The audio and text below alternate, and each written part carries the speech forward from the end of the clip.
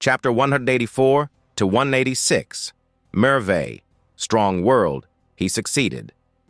After 20 years old long research, after 20 years of hiding from the world, he has finally achieved what he was looking forward to. The SIQ formula. Sitting in his throne, looking at the sky outside, he contemplated, "It's finally done, huh?" It was already done.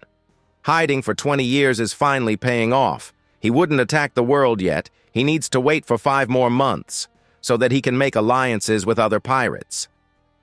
His previous fame might have died out, but with a small spark, it won't be hard to make people join his crew. He was Golden Lion Shiki, the man with the largest crew in the world. More than 50,000 people were in his crew that could match the current emperors, the opposite of quality over quantity. Speaking of the largest crew, it seems things have changed.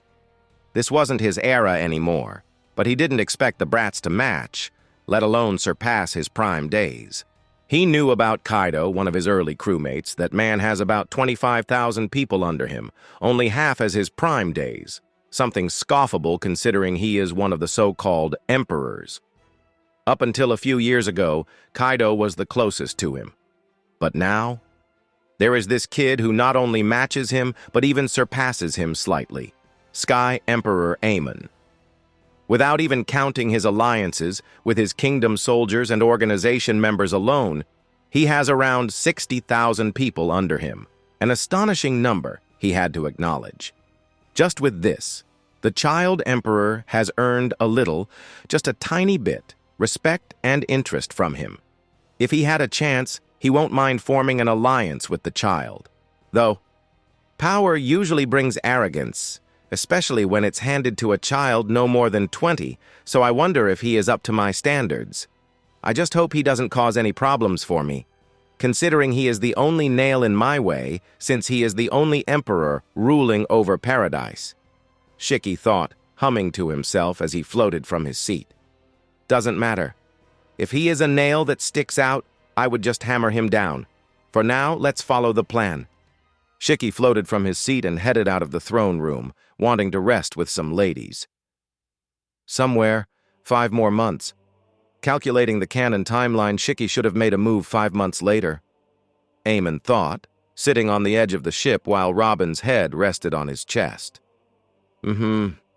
Lucy, are you enjoying the view? Robin's voice asked. Amon just hummed away, looking at the sun setting on the far horizon. The ship slowly floating in the sea. While running his hands through Robin's hair, Amon kept thinking, kudos to Robin. She did a good job. 5 months is a long time. Getting the chance to hunt him down earlier would pay off good. Turning to Robin, he kissed her head, making her giggle slightly. It also seems Honey Queen successfully joined Luffy, and even Zoro joined in. Amon hummed. Being the first crewmate would help. Luffy would get attached and controlling him in the future would be easy. Currently they are heading at Usopp's place, and not considering some small changes, things have been going the same. Amon knew there won't be many changes in Easy Blue. The most change would start at Grand Line. Luffy won't get Chopper, won't get to meet the Burrock Works, won't get Robin, and Frankie. Too much change. So much fun. Honestly, it doesn't matter if Luffy doesn't encounter the things he should have. Yes, it would mean he would be weak. And since Amon plans to team up with Luffy in the future, this might seem bad, but he believes the 2-year training would be enough to fix things. "Hey," Robin called. Amon turned around. "Hey," calling him towards herself. Robin hesitated. "Yes?" Amon asked, tilting his head. After a while, as Robin hesitated, Amon rubbed her cheeks with his palms. "Just say it. I am all yours." She got some courage hearing him. She parted her lips, her voice low. "Lucy, this is the last day of my week. So I just wanted to say, thanks for your time. Even though you could have gone and hunted Shiki by now, you decided to give me your time. Thank you, I really mean it," she said, hugging him softly. She hesitated because she knew Amon doesn't like to hear thank you or sorry from her mouth. He says there shouldn't be such things among siblings. She looked at him, his expression unreadable, like always. Chuckling very softly, Amon shook his head. It's nothing big. As I said, a week is worth nothing compared to your happiness. And just to be clear, again, you don't need to thank me, really. I don't want our relationship to be shackled by thank you and sorry. You got it?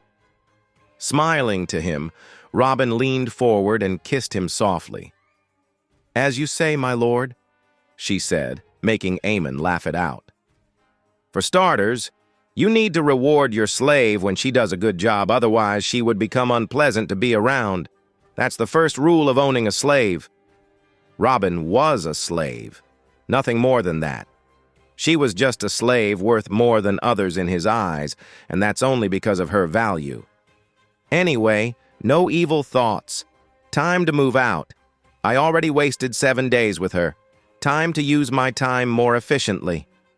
Amon thought, wondering how to train himself in the upcoming days, ignoring Robin's light giggle from the side. Skypiean. Rocky was training hard, not on her strength, nor on her swordsmanship. She was rather training her hockey. Recently, it was discovered that Wiper has Conqueror's hockey. It was surprising, but considering his will to surpass her brother, Rocky assumed it was fair. But the part she doesn't find fair is the fact that she, the Heavenly Sky Princess, doesn't have it. Heck, even fucking Hancock has it, and she is a submissive bitch. At least to Amon, either way, it wasn't fair. Reiki wondered, was there a way to unlock it? Her brother said people are born with it. But by now she realized nothing is impossible with technology. Maybe she should ask her brother to look into it, or maybe ask the AI? Maybe. Sigh. Well, doesn't matter either way. Reiki sighed. Her brother said armament can theoretically match Conqueror's hockey, at least on a super high level. According to Amon, Monkey D. Garp, the Marine hero doesn't have advanced Conqueror's hockey, yet he was able to become Pirate King's rival. Without Conch, the only way must be armament, right? That's right. Rocky believed it so. So she was doing just that, and that was training her armament. However, she wasn't training it in some normal way, like punching metal and fighting strong opponents. Rather, she was doing something extreme. She was trying to turn her fucking bones into black bones. Since blades can become black blades after applying enough hockey, bones should work the same way, right? Of course, nobody tried it, as even Amon didn't even think of it. When she proposed Amon of this idea, he was genuinely surprised, making her feel proud that she thought of a way that even her genius brother didn't know about. So she was doing it. For 2 years, she has been applying her hockey into her forearm's bones. By now, her left arm's forearm bone has already turned black, since she is a lefty and used more hockey on it from the start. As for why she was able to turn her bone into black bone so quickly, considering the existing black blades are on the hands of old people, according to Amon, it's because they don't constantly push hockey in the blades and only apply them in battle. In contrast, Rocky has been applying them almost 24/7 the past 2 years. Of course, Amon has been doing the same too. And his hockey being stronger, both his forearm's bones have been turned into black bones. Something he believes no emperor has since they focused their hockey on their skin and weapon. Of course, this means nobody had black bones other than Rocky and Amon. Right? Oh, how wrong they are. It's been a while since she's been here, and it's been a fun time teaching Isa. Shiarli appreciated Amon for calling her here. So, teacher, why do you use a crystal ball? Does seeing the future require you to use the crystal ball? Isa asked, making Shiarli chuckle. Shiarli was amused at her question. Of course, that's the first thing she will ask. She has been so tired of hearing this. But it made sense. Her queen did say the girl was 13, even if she looked a lot older. It's the crystal of a young Bonbury fish. It holds immense life energy in it. And no, it doesn't help in future Sai. It rather helps emit the future like a TV screen. I use this to show my customers that I am not lying. I might or might not gift you one at the end of my teaching, Shyarly said, finishing her line with a giggle. Isa nodded with a slight excitement in her gaze, making Charlie ruffle her hair. She was a cute girl. Her time teaching Isa would be enjoyable. Damn! Peeking in the room from outside the door, Perry mumbled to herself. Waking up at night, wanting to drink some water, Perry had discovered her jug empty. And when she came out of her room, wanting to fill the jug, she saw something unusual. Marshal D. Teach her target was casually going to Thatch's, 4th Division commander of WB Pirates' room. Honestly, it wasn't that unusual.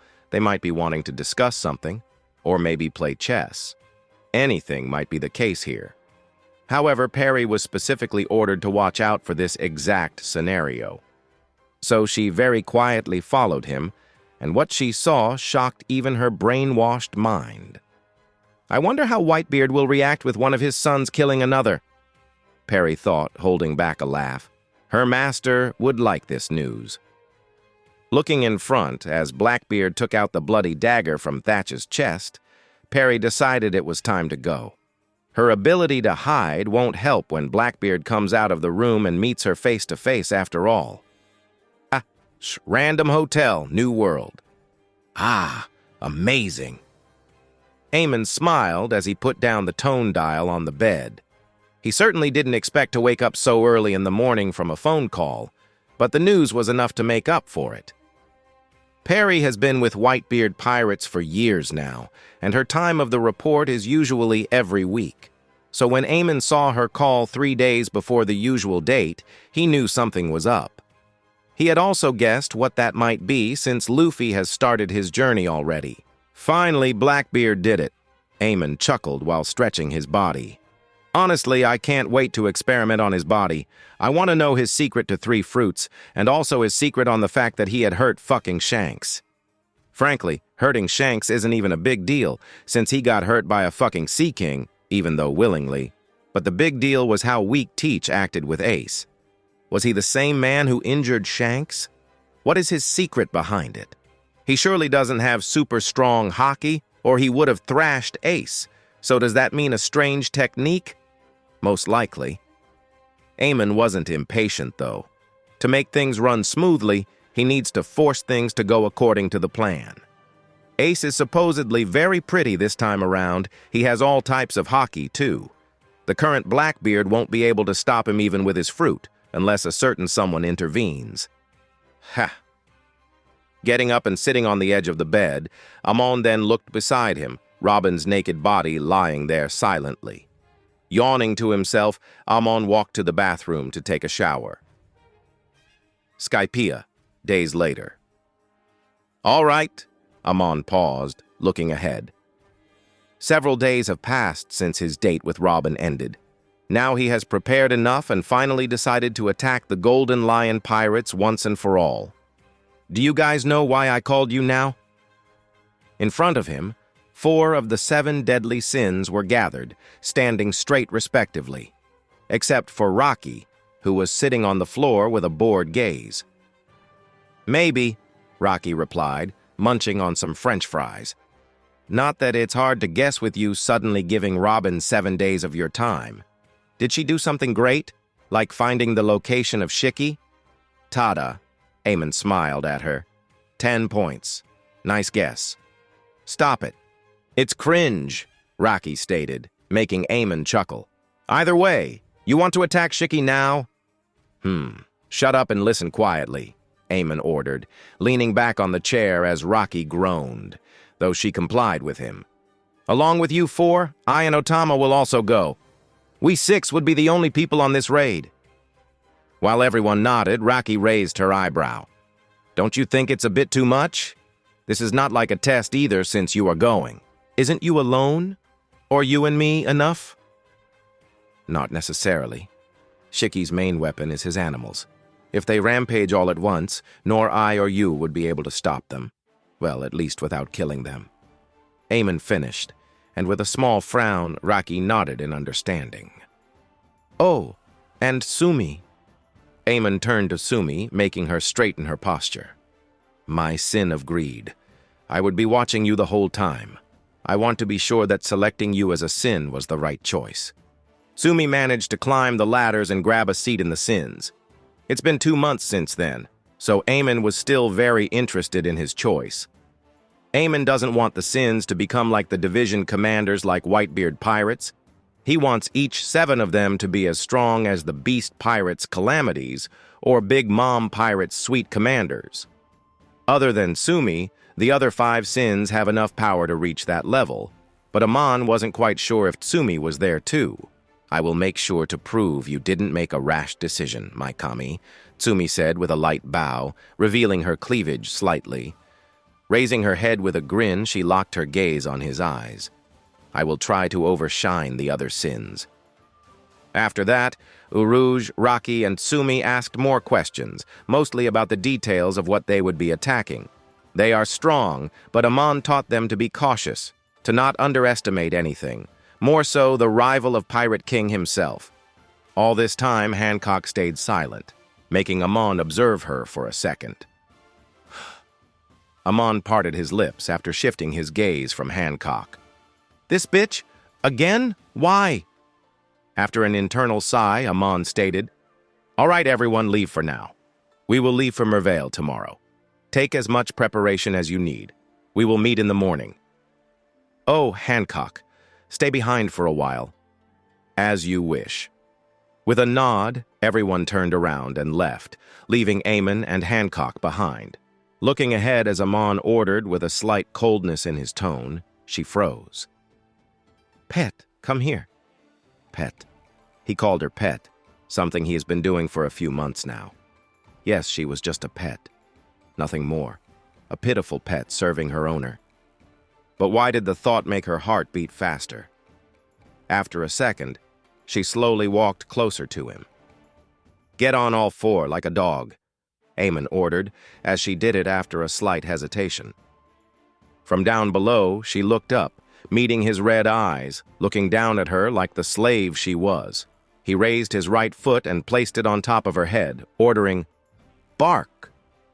For a second, she wondered what was happening, before she parted her lips, a soft sound leaving her lips. Woof. Again. Woof. Amon smirked amusingly. She felt her life had been worth it seeing his smile. Again. Woof. At the final woof, Hancock's voice was dry as she gulped quietly. Amon pressed his foot on her head with force. Tell me, what are you? I am your pet. She answered immediately, her breathing rough. Good answer. Amon rubbed her head with his feet. As a pet, your job is to satisfy your owner, isn't it? She nodded. Yes, that's your only job. As a dog, you are supposed to obey all orders of your master. She nodded again, albeit with a small gasp leaving her mouth, clearly aroused. Then if that's the case, why are you having different thoughts? Her increasing arousement paused as she froze. You are a mere dog, a bitch, my bitch. Amon interrupted her. And what was your master's order? To not pick a fight with Robin again. But what did you do? You were thinking of going to Robin's room and starting another quarrel, huh? Tell me, pig, isn't that against what I said? His voice was not grim, but rather slightly irritated. Hancock stopped moving. Her heart dropped, realizing he has read all her thoughts with his observation hockey. He saw how she paid no attention to the meeting at all. She gulped again, this time loudly. Amon chuckled. Are you rebelling against the person who saved you, ungrateful bitch? Her eyes grew. I would never... She stopped, looking at Amon's gaze penetrating her thoughts. I am sorry, master, Hancock mumbled, her eyes red and teary. This D-dog didn't know the best. I should be punished severely. Amon chuckled darkly, hearing him. That's right. At least you are aware, bitch. Turn around. Face your ass towards me. Amon finished, standing up and walking forward as Hancock slowly turned around on her four. I will need to teach you to not disobey me ever again, you fucking slave. It's better to control her this way, or the fight will start for the third time. The second already happened with Vivi, and I don't want that. Sigh, fuck this shit. Shaking his head, Amon stared at Hancock and decided on how he would teach her a lesson. And honestly, with his emotion-sensing powers, he could tell she enjoyed being treated like this quite a bit, so it's not really a bad thing. A rectangular cloud with car seats attached? It sure looked super comfy. Staring ahead at the cloud car in satisfaction, Amon let out a smile. This car has everything a normal car needs, and additionally, it can fly in the sky and float on the sea very fast. Guys, ready? He asked as everyone nodded from the other seats. Let's go. Vroom! The engine roared as the wheels started moving, immediately rising in the air as it burst forward at a moderate speed. The car wasn't that complex. It's just a chunk of island cloud loaded with car components, easy to make in cells high. Considering it can only be made with island clouds, the other competitors from Blue Seas were unable to recreate them, so Amon easily held the monopoly over such a versatile vehicle. Enjoying the wind against his skin as the car flew above clouds, Amon leaned back in his chair as the car moved on autopilot mode. This thing had a GPS inbuilt, connected to the dozens of satellites above the layer of the atmosphere, so it was easily able to go to Mervelli. Oi, brother, Rocky called. Amon turned to look at her, a scowl on her face. Why are you bringing that little girl with us? Rocky said, pointing at Otama, who was sitting on Amon's lap, eating a chocolate bar. Otama tilted her head but said nothing. Amon shook his head and focused in front of him. He said, "She is the key to this mission. She would make sure the animals don't start rampaging. Don't you know how powerful her power is?" Reiki groaned. Yes, but she is a kid. What if she dies? Then she dies, Keck. Amon chuckled, making Rocky scowl. All right, I will stop. Don't worry about her. I will protect her from harm. She is too important to let her come harm's way. Amon knew Rocky didn't like kids that much, but she was quite fond of Otama. Well, just a little. Either way, while she doesn't mind hurting Otama or anyone, either for training purposes or fun, she didn't like the fact that Otama could die if things go south. Still, since Amon said he would protect her, she wasn't worried anymore. If you say, so, oh, Reiki suddenly cried, jumping slightly from the seat as a smile crept on her face. Oh, bone number 2 done. Amon glanced at her smile and focused on her arms. She has been applying hockey all the time, every second, and it seemed both her forearms were now blacked out. With a smile, Amon raised his hand and patted her head. Good girl. Now you should focus on your wings. I am doing it too. Rocky nodded, checking out her arms with shining eyes. Both already? From behind, Hancock's voice asked, her tone filled with her usual arrogance. She was a sub, but she was a sub only to Amon. Both of my leg bones below the knees also became black, she noted. I am focusing on my thigh bones now. It will take a few months, though. Amon glanced at her as she immediately avoided eye contact. Good, Amon said with a small chuckle. Her hockey was a step stronger than Rocky. She had the talent for it. And being a kicker, she rather focused on her legs. According to Amon's knowledge, only her, Rocky, and Amon had black bones in this world. Other than me and Rocky, only the Sins know about this technique. I didn't teach the minions, since even considering the great security the kingdom has, if the technique somehow gets out, the emperors would surely become aware of it and, with their hockey, they would easily overshadow me and cause more problems for me. Amon thought. Can't let that happen. Oh, Hancock, baby. Amon turned back, smiling at her as she froze in her place, wondering what's to come now, How much did you progress in advanced conquerors? Hancock visibly sighed and tried her best to maintain eye contact. Well, I am still at the beginner level. It's hard. I can't pin how easily you do it, but I am trying my best. Good girl. I will reward you later. He smiled at her, turning around as she sighed in relief. As the car leapt through the air, going past many birds, the sun slowly moved above their head from the eastern sky. Sitting on the throne, Shiki frowned. He just got some weird news. Someone is coming towards this island? His radar had caught on something. Someone found this land hidden in the clouds? Impressive. Let's see who you are, and let's see how I should deal with you. Dr. Indigo! Shiki called, as not long after a man in a lab suit with blue hair came inside the room. Shiki looked at him and asked, "Any guess who it is?" Indigo raised his hand in the air and parted his fingers, moving them through the air and drawing something. From top to bottom, left to right, he moved his hands and tried to show Shiki what he meant. After a few minutes, veins popped on Shiki's head as he snarled, "You have a mouth! Use it, damn it!"